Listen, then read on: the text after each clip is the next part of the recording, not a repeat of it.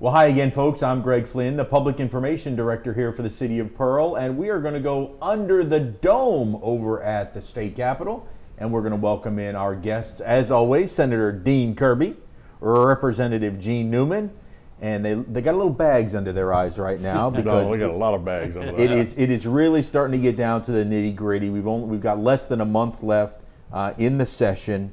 And some pretty good battles are still brewing, Senator. Oh yeah, and it will. And let me say this: anything you think may be dead, as we've said before, it may be dead, but it's not dead, and it's definitely not dead. And dead is when we finally die. So yeah, we've got several things that we're agreeing on to just how to get there. Is the disagreement. So Gene, a lot of the battles still left to fight. Well, the money's still there. That's the biggest battle. Really, it's just dollars? Yeah, I mean, everybody knows that we have excess money. So I talked to Chairman Reed the other day, and he's chairman of the appropriations. He's got requests on his desk for $5 billion. $5 billion? $5 billion. Everybody wants some money. And when we say that, like, what are some of the entities that come calling for that? Cities come calling, well, let's start with the governor. Governor's calling for $1.3 billion in infrastructures on the highways. In other words, he did the press conference and released all that. That's $1.3 billion by itself. And then, I mean, you look at, we'll just start with the city of Pearl, the request that I've made for the city of Pearl. We need $500,000 for the intermodal back there to finish that. We need $500,000 for a red light on East Metro. We had asked for $500,000 for a refurbish of the city hall. We asked for $2.5 million roughly of money to put lights on Highway 80. And now we've had to come back, and we've had to, because of the issues that we've got going on in East Metro, we've had to ask for an additional $500,000 to finish that. So, that's just Pearl. And you got Brandon, you got Richland, you got Florence, you got Flowood, and Puckett and Pelahatchie and everybody else. Everybody has issues that they want to get fixed, and there's money there, so they're trying to get their hands in the pockets right now. And he said something very important. He said two things. He said need, and he said want, and that's the difference.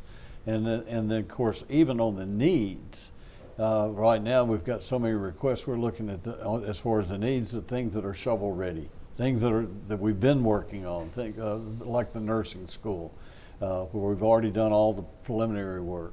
That's not roads, but the nursing school at Hines is going to be a big deal. I mean, a big deal for not just Hines Community College, but also for Rankin County and this state, because we all know about the nursing shortage. So there's a lot of needs and a lot of wants, and we've got to determine the difference between the needs and want, and then what the Senate feels is a need, the House may think is a want, and so we've got to work that out. So you talk about the Hines, so that's still pending? No. Oh, I'm sorry. Go ahead. Go ahead, dude. Okay. The money for Hines in the nursing school? No, we've already given them money. Okay. And they've got everything ready now. All we've got to do now is give them the rest of the money so they can get the building built. Is what it gets down to. And so that do you foresee that being an issue, or is that going to be able to be one of those needs? I think that's going to happen. I know it's going to happen in the Senate, and I'm 99% sure it will in the House. I think well. so. I think that's going to happen. But that's the difference in the wants and the needs. I mean, that's a real need. We put $8 million. The Senate put $8 million last year into the Hines project, and which is the engineering and all of the preliminary stuff that has to go on, and then so we need $16 million to finish our part. But you got to think that Rankin County Board of Supervisors is also pitching in a whole lot of money. Absolutely. And so this wouldn't be happening without the Rankin County Board of Supervisors. I can tell you that now. Jay and those guys have really pushed for this. They've come up to the Capitol and met with the Speaker, and I know they've met with the Lieutenant Governor, and this is important for Pearl, for Rankin County, and for like you said, for the state. And we don't. A lot of times you say, well, the legislature gave. Usually when we give anything, it's with matching funds. So you've got to give credit to our supervisors and our cities as well. Well, because they like to have skin in the game. That's what you guys like to see. Because absolutely, we know how serious they are. Then. Because then, if they're willing to pony up some cash, because then you both have a vested interest in investing in the process, and then also getting it done in a timely fashion. That's and making sure it comes through to fruition. A lot of the other things that you mentioned, I know that he's probably talked to you about the needs that Pearl has sitting on the table.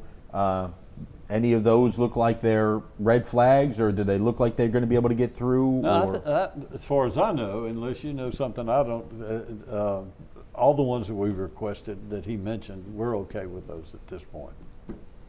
So I feel good. And of course, the county maybe have asked for a couple of things that we're not going to be able to do this year.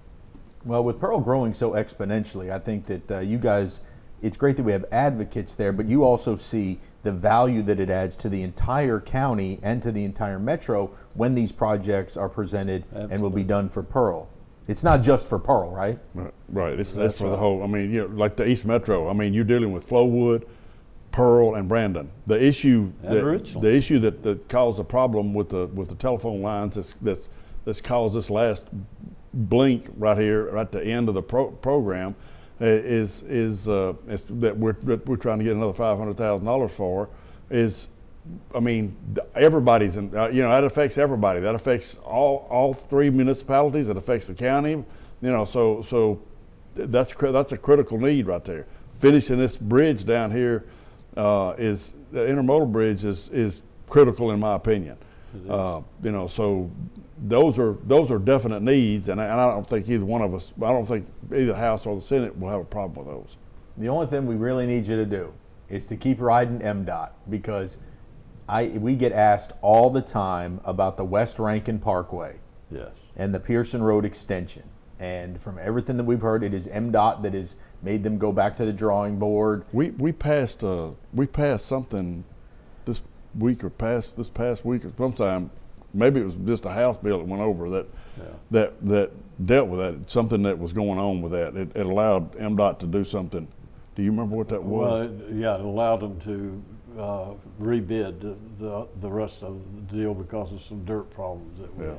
Yeah, that was been the big problem, and everybody keeps saying, well, the city, it's gone away, that project's gone dormant. It has not gone dormant. It's just been it's been caught up in a lot of lawsuit, environmental and red tape and legal issues. But it's still on go, and the mayor's really pushing it and doing a good job. But this is the one project that I had to explain to the lieutenant governor. Why would we be against anything on that? Because the state has $0 in that. I don't know if people realize that or not, but I think the landowners put up $750,000 themselves. Then they donated the land on top of that for that road, and then the county put up some money, and then the cities put up money, and the state hasn't. Now the federal government. But we had to pass a bill to allow some funds, because in the original bill it said no state or federal funds. But we had to pass a bill where we could use some federal funds for that to finish it because of some problems that we had. I mean, it's just the state doesn't have anything in that other than we're pushing it. Yeah, well, and other than MDOT keeping their finger on it with the environmentals and all those other things. They are. Sure. Brad White's doing a good job of keeping things under control. But it's that is a critical project when you look at it, for opening up Brandon Reservoir and Flowood to be able to get down into our business district quickly. If you could take that West Rankin off of Lakeland, that puts you right in the heart of our entire business district on Pearson and around Riverwind. Absolutely does, and it'll go beyond that. It'll help Richland and Florence as well. Well, we certainly hope so, because then you'll be able to make an expedited trip north and south here. That was one of the things we missed for so long, is there were no ways to get people north and south when something would happen on the interstate, and we would have to close it, for safety. And then Highway 80 would just become inundated. Well, now with cross gates being expanded and onto the East Metro Parkway pretty soon, and that West Rankin Parkway, that's just a great way to move people north and south rather than just east-west. Oh yeah, it'll be good for everyone. So Of course, I'm sure someone in Tupelo or Biloxi don't care about that. Well, no, they don't. But they've gotten their fair share already, right? They North have, Mississippi they has, have, and they're getting more this time. So, Yeah. and they have some shovel-ready projects. I mean, they have some real needs. they have very strong advocates, and there are 3 sections. I mean, really, the state is broken down into 3 sections, right? So you have the northern district, That's which is growing exponentially as suburbs of Memphis, and then just more people moving in there. You have That's the right. Gulf Coast and the Pine Belt, which kind of go together, That's right. just moving people again from the southern part of our state. And then you have central Mississippi, which, my goodness, Rankin County is just continues to explode, and because we still have so much rural land to develop, don't we?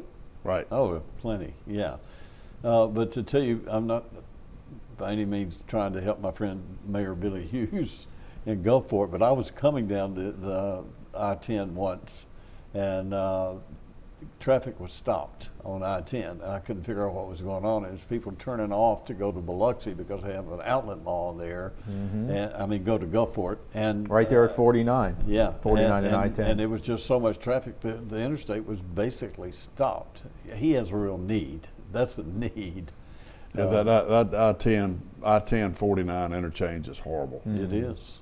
and it's got to be something done with it. Well, and that's, you know, and that's one of the things that the governor's talking about doing. Not only for retail, but they have the issue of evacuations from hurricanes. Right. That's true. Which, my gosh, that thing, you don't want to be jammed up and bottlenecked when you're trying to get people out. And that's where they started. Every time there's a hurricane, it starts bottlenecking right there. That's where the problem starts. Whether they're coming out of Mobile and going west, or whether they're coming out of Louisiana and going east to escape the storm. So that is definitely something that you guys are looking at for It needs. is, and there are other needs in this state that are serious needs, and a lot of wants. But we have more wants than needs, believe it or not, and we have a lot of needs. Well, we'll keep a close eye on that appropriations process, because sometimes those appropriations get added in. As you said, it may not work here, but we can add it in on this bill. Sometimes they'll slip it in under here if you can Or attach it to the it's code added section. to the conference report. Yeah. But the other thing that's important to remember about all this is there won't be a bond bill. This will be the 3rd year in a row that we have not done a bond bill. So if you just take the last 2 years, that's about $600 million in bonding that we have saved and Paid off debt, Yeah. basically. The state's in better financial shape than it's ever been, ever. So now basically you can just write a check for these things. That's right. Not have to worry about taking out a bond, pulling from it, and then accumulating the interest that, while it may be low, it's still interest. Right, and the interest, because the inflation's clicking up. So, and when you get interest rates up around 10% on the debt that we have out there already, us saving money by not putting on more debt will make a big difference in our budget in future years. Well, that's all And good times are fun. the dirty work. But yeah, bad times do come. Rainy days do happen. Storms come upon us, and you just got to be ready for that too. Which that's why I appreciate a lot of the things that you guys do at the legislature. People don't necessarily understand that, but your job is to be good stewards and to prepare for rainy days and not just clean out the bank account when it's full. That's right.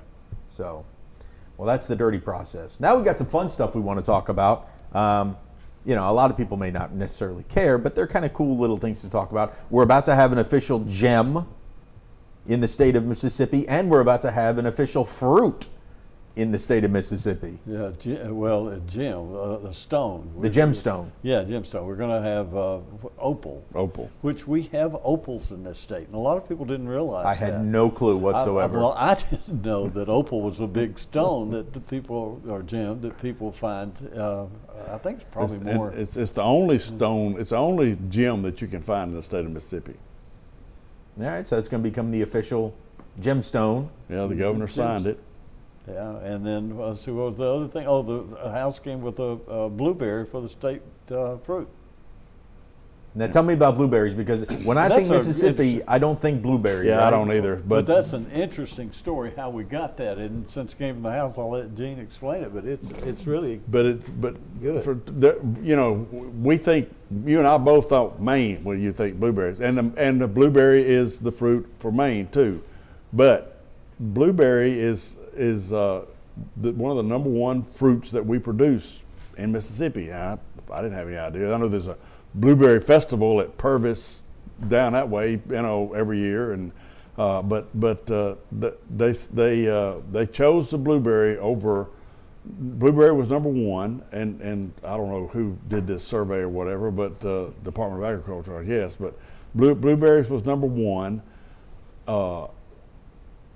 Tomato was number two, and tomato's a vegetable. I don't know who confused that. No, tomato is officially a fruit. People don't like to talk about that, but you're not going to be throwing it. Down here it's a vegetable.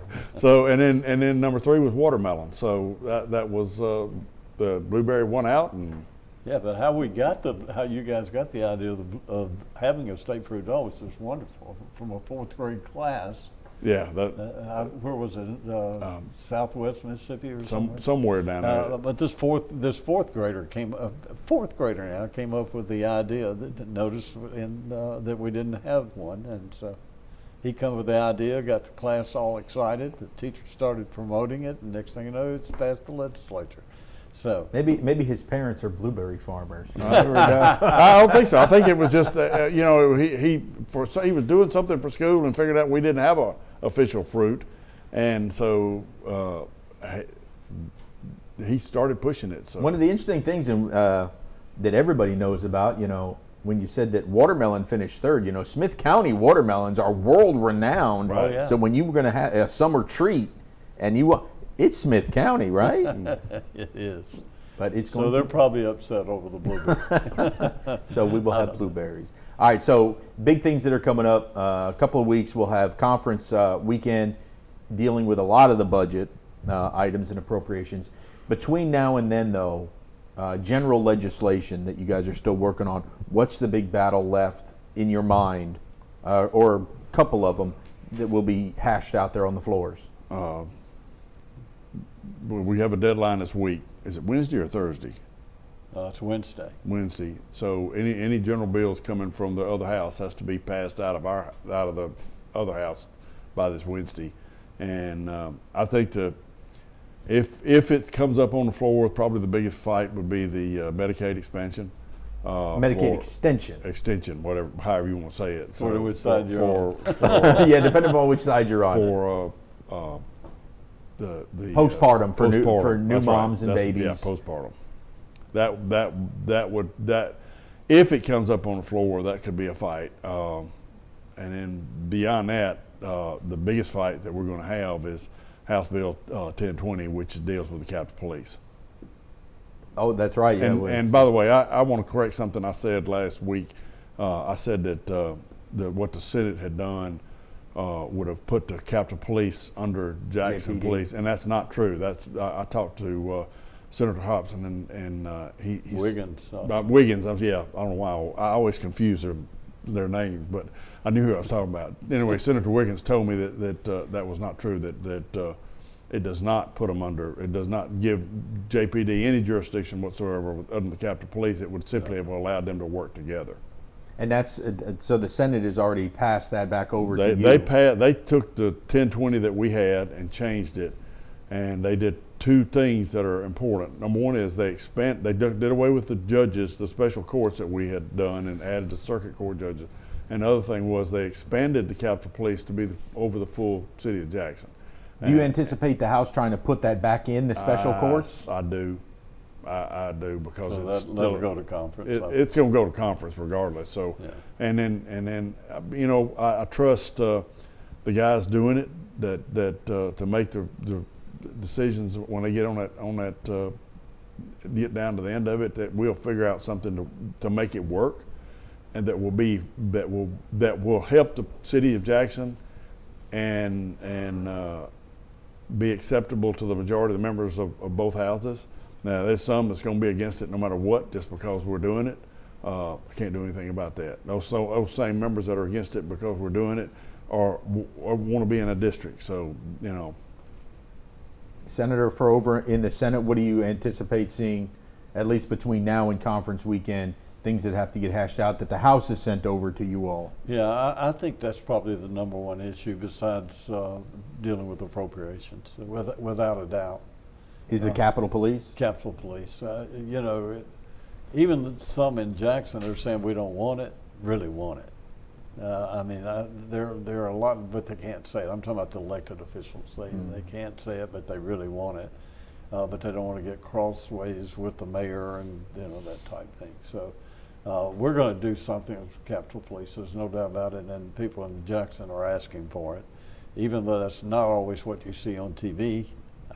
Because a lot of people are afraid to say anything, but talking. Well, a lot of that's theater. I mean, it's just political theater, what you see on it's television. election year. Most of what you see is the mayor pandering to the national media, trying to get on national TV. That's all he cares about. Well, yeah, you didn't mention about our hunting law. Oh, that's right, Senator. There's a major piece of, and it's a House bill, and it's I think a good bill, and you have a lot of times for our deer hunters especially, where they'll shoot a deer late in the afternoon and then they'll start trailing it and it'll get dark. Well, they can't trail, otherwise they'll be charged, with spotlighting or whatever. So currently you cannot trail. That's correct. After dark. An injured deer. Everybody does after sunset. Everybody does it, but if they're caught doing it, they can get charged with spotlighting. And they can lose their truck, their gun, everything else they got. But this new bill will allow. The new bill that says actually that after dark, if it's an animal that's wounded, that you can carry a .45 or less caliber and trail it, handgun, and trail it and bring it in. So there's. I think that's a good bill. I think some innocent people have been charged with some things they shouldn't have been charged with. That's just my personal opinion. Gene, you like that bill? Yeah, it's. I think it would solve an issue that's sometimes an issue when it shouldn't be. Yeah. Nobody wants to see game left to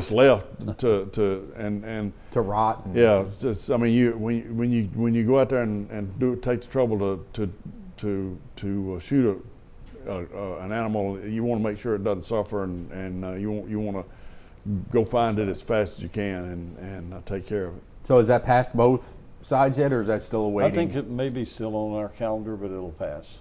Okay. Without a doubt.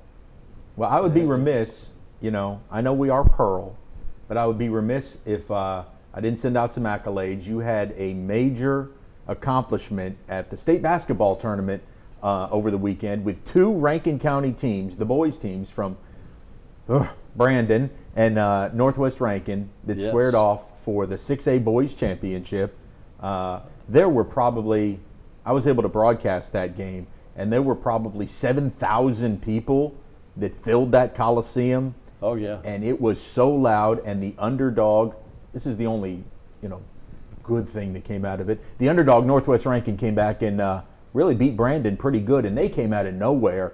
So the little guy came back and took down the big guy. We can actually claim part of that victory. You know that, right? How is that? Well, when I was in school, all that area out there that makes up Northwest Rankin all those people came to Pearl School. So all those people actually should be coming to Pearl. But when we became a separate school district, we left that with the county. But we're gonna claim that part of that. Can victory. We annex it back? Yeah. in that game, I told some people that Northwest, if they were to win, would not surprise me. Brandon had beaten them twice during the year. 3 times, to beat a team 3 times, that when it was close games the other 2 times, I kind of felt it. But in addition to the runner-up and the champion in basketball 6A, you also got the overall basketball champion in Jackson Prep out there, which is in Rankin County. They won the overall. They beat a team that was really, really good. But they again, a deal where they had lost during the season. They were hungry, just as Northwest Rankin was very hungry. I think they probably wanted it more.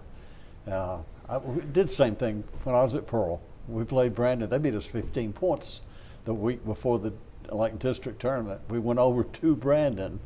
They took us for granted. We beat them 15 in their gym. So yeah. Wow. Same thing. You really get to wanting it, and you give it all you got. We're very proud because it was all Rankin County represented there. It was a great sight to see. We just need Coach Taylor over there at Pearl. He's going to turn it around, and we're going to get back in the big house. It's been a while for the Pearl boys to get there. The Pearl girls were just there, winning the state title in 2019, and so And almost won it the year before. Yeah. We were good. That's when our great coach was in the military. We just need us a resurgence is all we need. But again, it's going to happen. Yeah. Oh no, it definitely is. Things cycle through, and we just pray that it happens sooner rather than later. But it was just really, really cool for Rankin County, and I know you're taking a lot more of Rankin County, so you have to carry the flag. Oh yeah, yeah. Pearl had a great basketball team that almost won it in boys the year that, who was it, Murrah had the great team. I think that was 91. It's 91, 92, 93, somewhere in there. Was it Murrah that had that great team? Oh, yes. Lost one game, Pearl beat them. They had Ronnie Henderson down there. They had Mo Williams down there. I mean, it was some really good. And the big guy team that played at Georgetown, Othello Harrington, yes. It's like 6'9" or whatever, yeah. But Pearl had Washington. We need to grow some of those guys. Get them into Pearl. Eric Washington. Yeah, it was a great ball player. We could use a good 6'9", 6'10" guy in Pearl. We're going to leave Gene up to finding them. We need to start recruiting. We need to hit the portal. There you go. That's a discussion for another day, whether or not we're going to ever have a high school NIL or a transfer portal for high schools. And I guess that would go along with school choice, where if you were able to truly open up school choice, you would be able to have kids picking their school, which in essence would be like a recruiting tool, because, okay, I'm going to choose to go play over here. And well, you'd have one Jackson school, I don't know, Provine maybe, that was basketball, Murrah that was maybe track or whatever, football, and another one baseball. They'd all go to those schools. I don't have any doubts about that. Maybe we could drag a few from across town to come on back over here, right? Well, gentlemen, you guys keep up the good fight. I know you're coming down to crunch time, and it's going to be some battles out there on the floor. It is. Hard decisions to be made for appropriations. And if Pearl will get the most that it can possibly get with you two guys in there. I always tell all the chairmen, we don't want everything. We just want our Baptist share. That's right. And we haven't said, and both of us usually say this, we're really blessed to have some really, really good legislators in Rankin County, other than us, of course. But we can't count ourselves. But with Tom Weathersby, that's been there 32 years and leaving, with just retiring. Chris Kaufman, who has the southern part of Rankin and Simpson, he's also retiring. But then with the House members that you have, and then Josh Harkins that I have and working with me in the Senate, they are good. Those guys work hard for Rankin County. And every one of them, Brent Powell, Fred Shanks, Lee Yancey, even we have Price Wallace that's on the south end of Rankin County below Tom Weathersby, but he's mostly Simpson, but he's still right here with us whenever we need something, and we help him whenever he needs something. So, we have just a really great working relationship. Yeah, they're hard workers and they do a good job. We're very blessed in Rankin to have them working with us, I think. I think so. I think when we go sit down with the chairman of appropriations and all of us, the Rankin County guys sit down together, he says, the Rankin County Mafia showed up. We come strong, we come loud, and we come proud, right? That's right. We do. All right. Well, you guys, thank you so much for coming in once again. Well, we appreciate it. Hopefully we'll know where we are more next week after this week of cleaning off the calendar.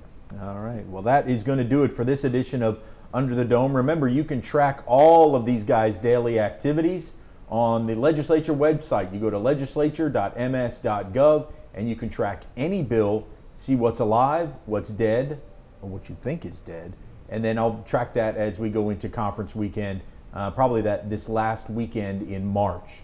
So until next time, I'm Greg Flynn, folks. You have a great day.